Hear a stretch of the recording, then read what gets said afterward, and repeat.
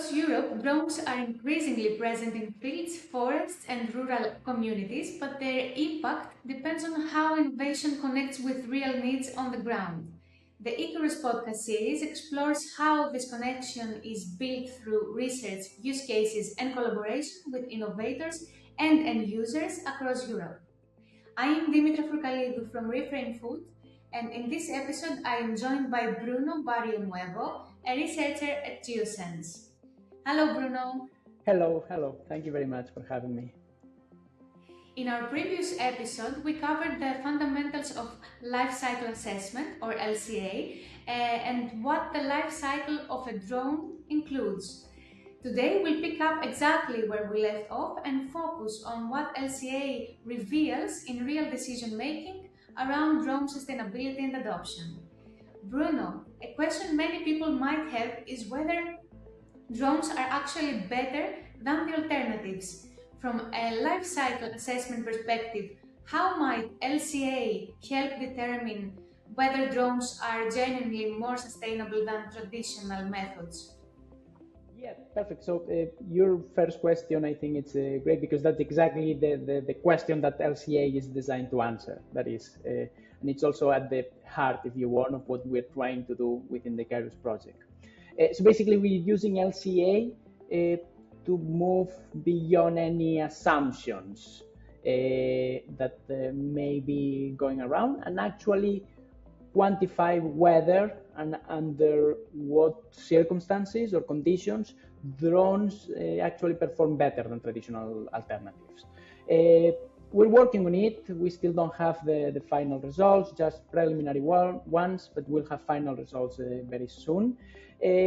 But from an LCA perspective, the key point is that the answer that we will obtain is rarely expressed in black and white terms.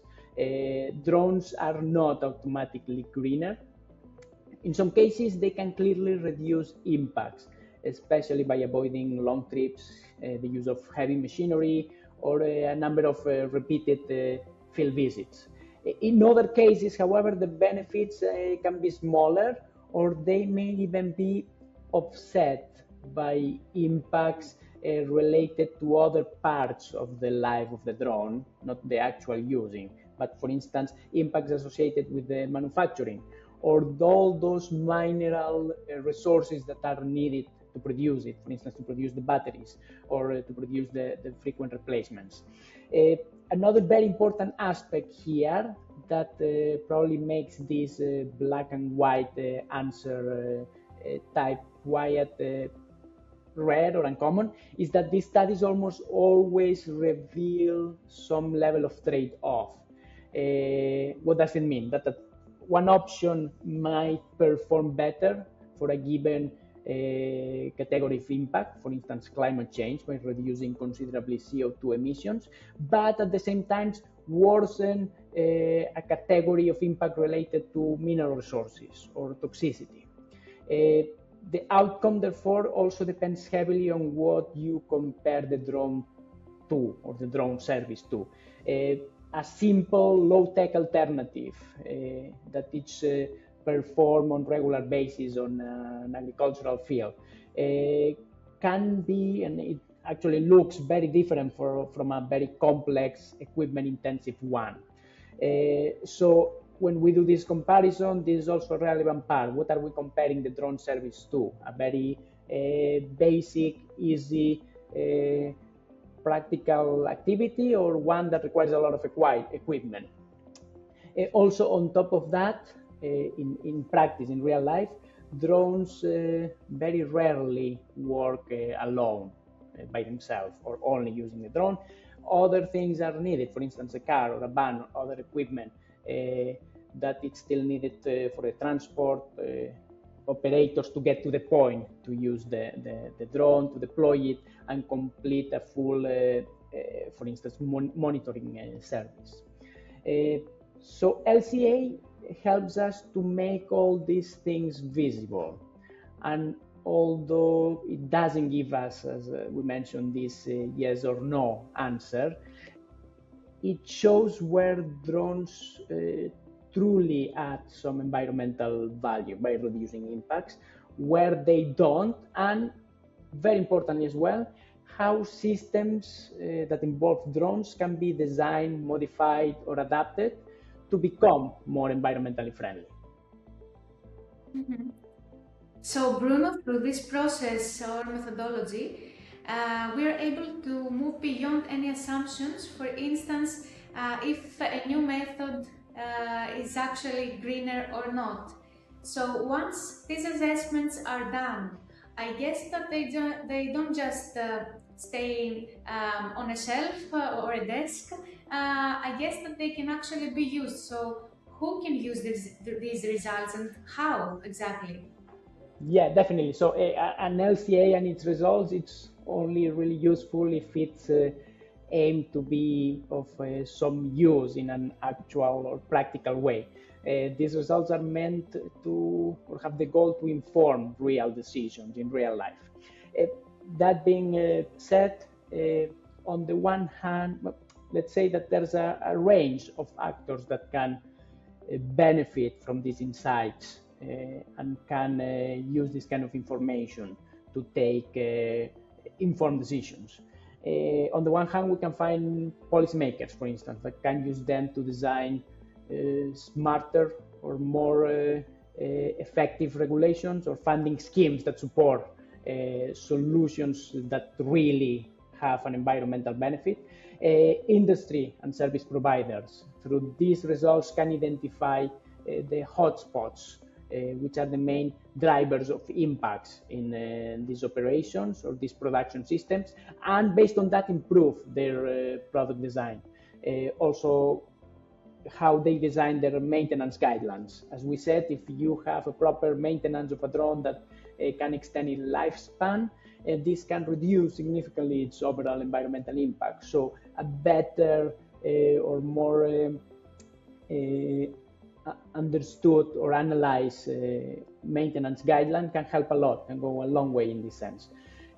Also for researchers and innovators who can use these findings to guide, if you want, future technologies in a more sustainable direction by creating or building, better say, on these findings and improving or expanding on all those areas where what we mentioned before, where more uncertainties exist. So we'll have our results, we'll explain where we managed to find more information, more primary data or secondary data, and where we couldn't, and maybe someone else can pick up from there on the next study and complement this kind of information. In the context of the Icaerus project, however, the results are very importantly aimed at helping actual users and stakeholders for them to understand when and how drone services can make an environmental or can bring an environmental benefit. So instead of having one single potential use and user, I think LCA provides a kind of evidence that helps many different relevant actors for all of them within their field to make better and more informed choices. Well, it has been mentioned already from you, and also I mentioned it in my previous question, that in general, assumptions, but also assumptions that have to do with drones, so within the Icarus context, can be quite misleading. Are there any common misconceptions about LCA and that LCA tends to challenge? Yeah, absolutely. And this is probably one of the most valuable, if you want, roles that LCA can play. It helps us challenge assumptions that somehow feel intuitive, but that don't always correspond or hold up once you look in more detail at the full picture. For instance, a very common misconception is that electric or high-tech solutions automatically always means lower impacts.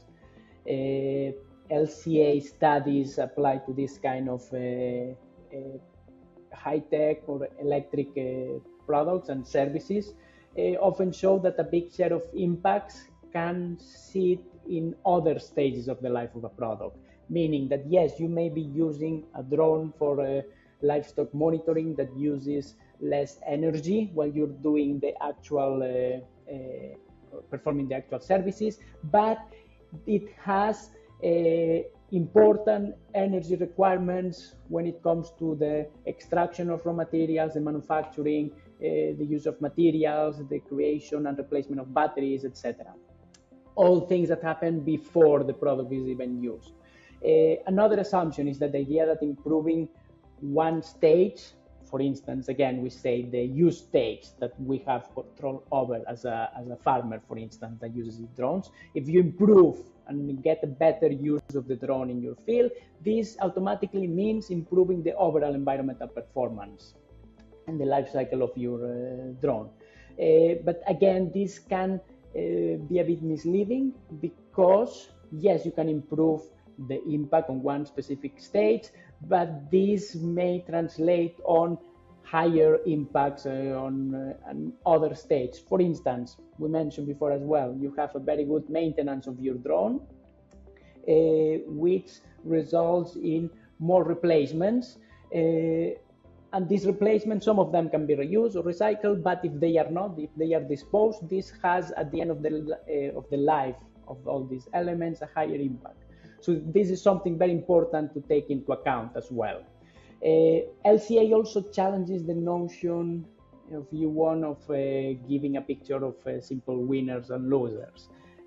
People, and I include myself, often expect or prefer a single best option. However, in reality, results usually reveal many trades-off between different environmental impacts. And by making these trade-offs visible, identifying them and quantifying them, LCA helps us replace assumptions with evidence and support what we can define as more informed sustainable or sustainability decisions.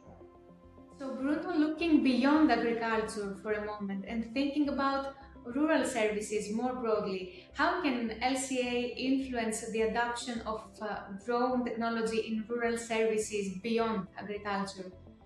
Yeah, so trying to look beyond agriculture, which I think I focused a little bit more in earlier answers, LCA can play also a very important role in determining how drones are adopted across rural services more broadly. But always within the reality of how they are actually used. Meaning we're trying not to do a theoretical exercise, but especially through the Icaerus project, for instance, we're looking at real life uses, trying to get direct or primary data, so we get a very clear reflection of how they are being used. So in different areas that have to do with rural services, from infrastructure inspection, environmental monitoring, emergency response, or delivery, for instance, of essential services, drones are often assumed to be more efficient, if you want, than more conventional methods by default. LCA, however, helps us test that assumption by comparing drone-based services with the most common traditional option, like a vehicle-based inspection or manual surveys or conventional van-based delivery service, and showing how drones really reduce, and in which degree reduce travel or fuel use and emissions, and where they don't. So very importantly, LCA also helps decision makers at different levels understand context better. In rural areas, aspects like long distances, low population density, limited infrastructure, things like that can make drones highly effective in some cases, but less so, if you want, in others, especially when drones still need support vehicles to transport them to the right place, repeated flights, or operators that have to maintain permanently the visual line of sight. So by factoring all these elements into our study and making all the trade-offs involved visible, LCA can support smarter adoptions. So will tell us that don't necessarily we need to use more drones everywhere all the time, but it will help us decide when the right drone services can be used in the right rural context. Of course, it is generally accepted, Bruno. No method is perfect, even though the way that you describe LCA sounds really great. From your experience, what are some limitations or challenges of conducting a robust LCA? Yeah, so definitely LCA is a very powerful and useful tool, but I would say it's far from being perfect. And being aware of its limits, I think it's part of using it responsibly.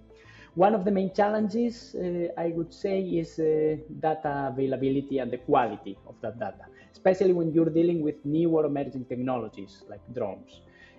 For this, primary data is often scarce, and secondary data it's not or hasn't been yet incorporated into existing LCA databases that are fully representative of how they are produced and used, which means for an LCA analyst, you have to rely more on proxies or on assumptions, which in turn adds uncertainty to the data you have and to the results that you will obtain.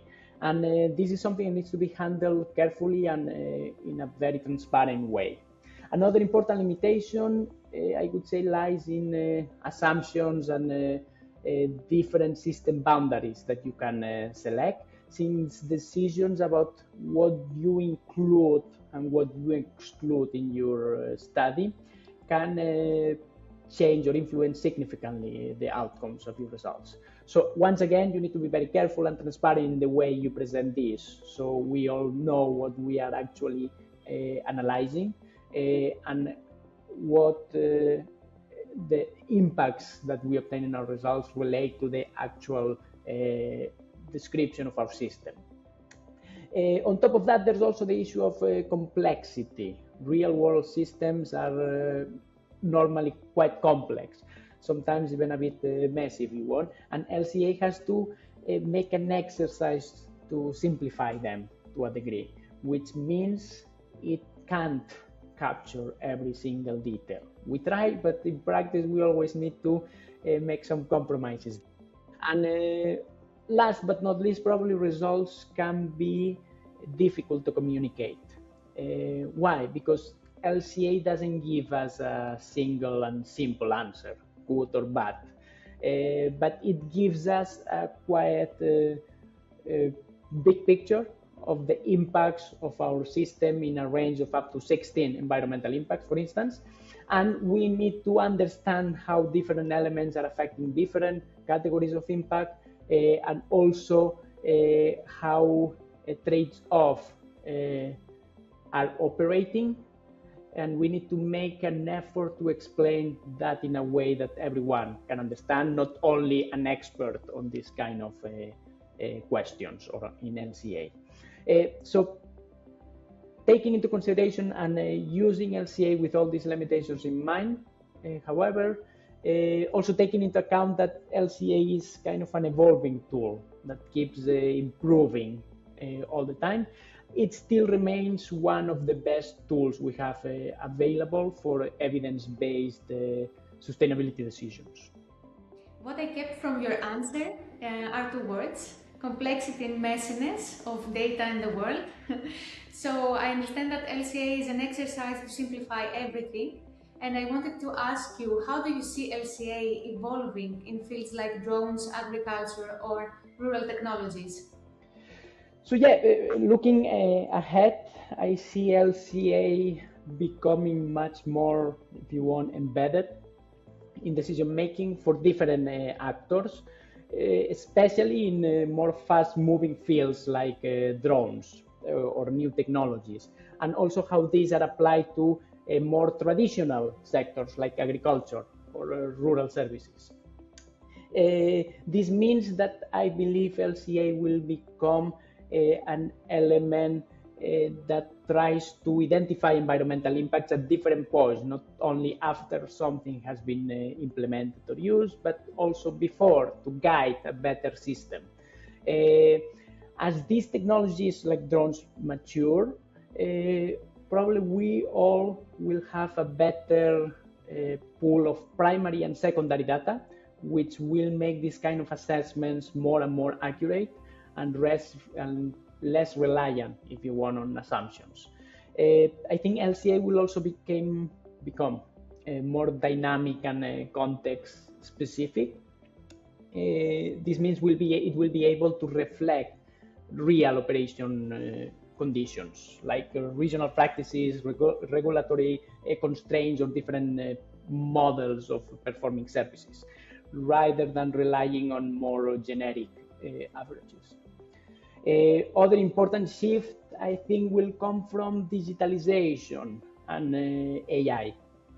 These technologies have the potential to automate parts of the data collection process, the modeling, producing scenario analysis, making LCA faster and more accessible, and potentially also easier to use beyond a circle of experts.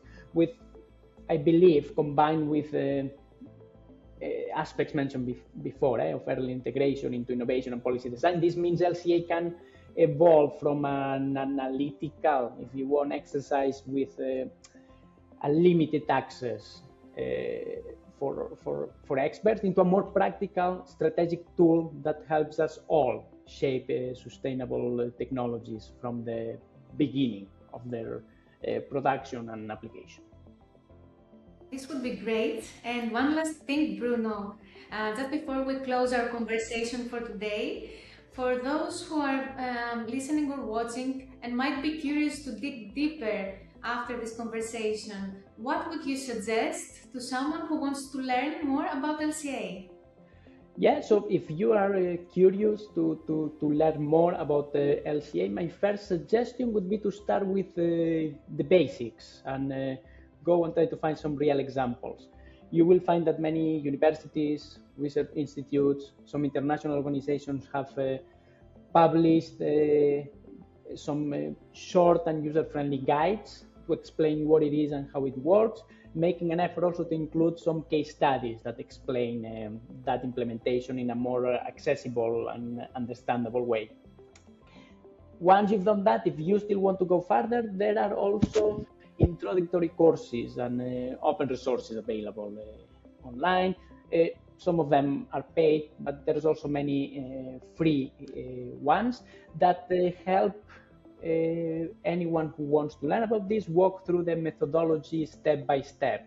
Again, making use of many practical examples instead of providing only the theory. And finally,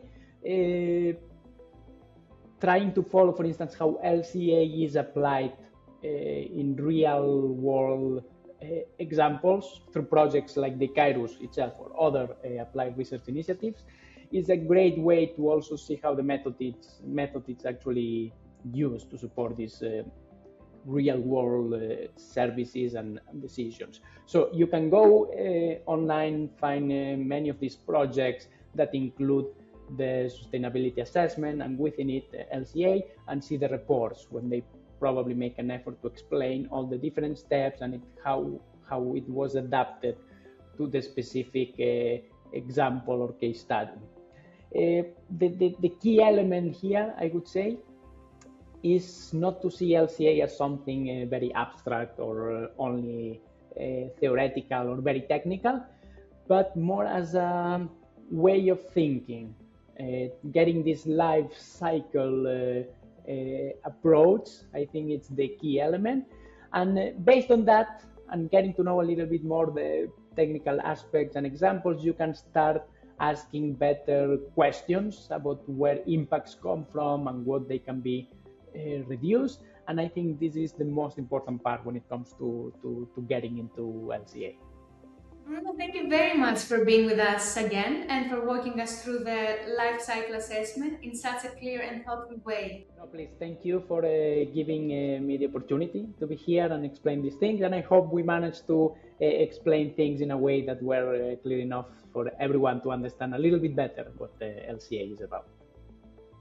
I'm sure our conversation was very helpful because it really highlights why looking at the full life cycle of technologies like drones is essential if we want to talk seriously about sustainability, especially in agriculture and rural services. For those of you watching or listening, this episode is part of the Icaerus Podcast series, where we look at how drones are being assessed and used in real agricultural and rural contexts across Europe. More episodes are already available, with new ones coming soon.